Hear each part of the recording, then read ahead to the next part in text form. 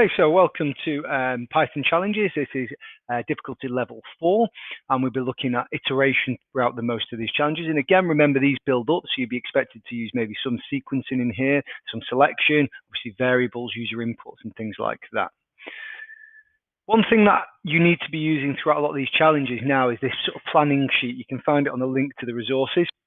This planning sheet just enables you to think through a program before you start to program it. So think about what are the requirements, a little couple of bullet points, what they do, what possible variables or constants do I need, and a little tick list. Do you need to use selection? Do you need to use some of these things in here? Now, some of them are not covered yet in these challenges, but that's what we need to think about. So have a think about this planning sheet so you're really clear on some of the challenges that you can use.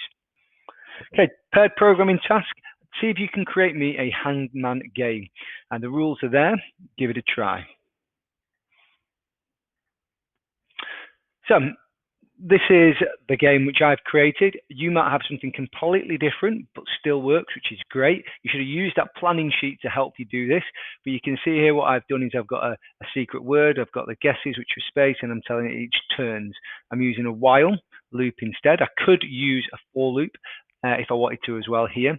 And then what we're doing is a looping around each character in the word and doing some blank spaces.